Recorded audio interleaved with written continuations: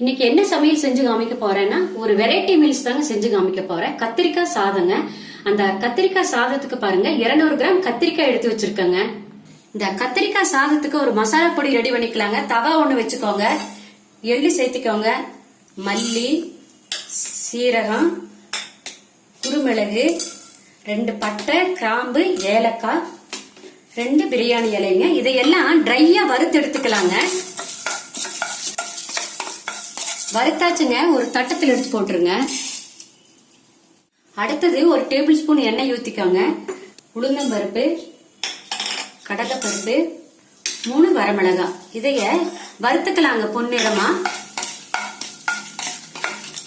வறுத்தாச்சுங்க, தட்டத்தில் சேர்த்துருங்க. இதையும்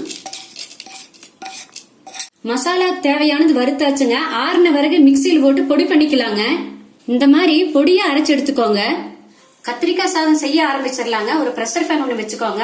ஆயில் ஊற்றிக்கோங்க. அதில் கடுகு, வெள்ளுளுந்தம் பருப்பு, கடலைப்பருப்பு, முந்திரி, இதெல்லாம் நல்லா வறுத்துக்கலாங்க இந்த ஆயில்ல.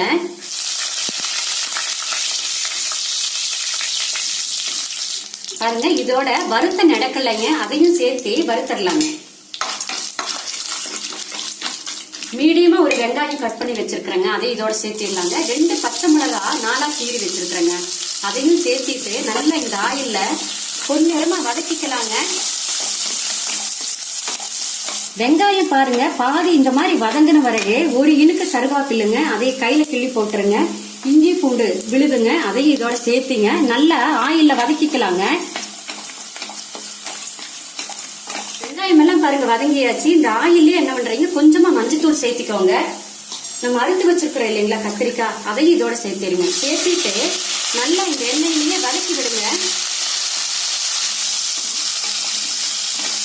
அடுத்து மீடியத்தில் வச்சுட்டு 2 நிமிஷம் மட்டும் வதக்குங்க கத்திரிக்காய. கத்திரிக்காய் 2 நிமிஷம் வதக்கியாச்சுங்க. நெல்லிக்காய் அளவு புளி வந்துங்க கரைச்சி எடுத்துருக்கிறேன். இதனுடைய அளவு வந்துங்க 100 mlங்க, அதை இதோட சேர்த்துக்கலாங்க. பாருங்க, இந்த சாதத்துக்கு தேவையான உப்பு சேர்த்துக்கலாங்க. சேர்த்திட்டு நல்லா இப்படி ஒரு கலக்கி விடுங்க. கலக்கி விட்டுட்டு மூடி போட்டு மூடிடுங்க.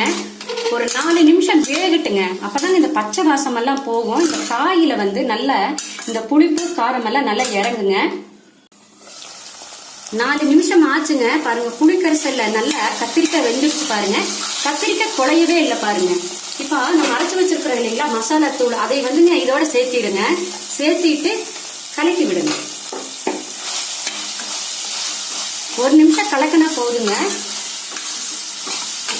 நல்லா இந்த மசாலா பொடி வந்து இந்த கத்திரிக்காயில இறங்குங்க. பாருங்க, இந்த மாதிரி 1 நிமிஷம் வதக்குன வரை என்ன செய்யறீங்க அப்படின்னா, பாருங்க 1/4 கிலோ அரிசி பாரு இந்த மாதிரி உதிரியா வேக வச்சு எடுத்துருக்கிறேங்க, அதையும் இதோட சேர்த்திடலாங்க. இதைய நல்லா கலக்கிக்கலாங்க.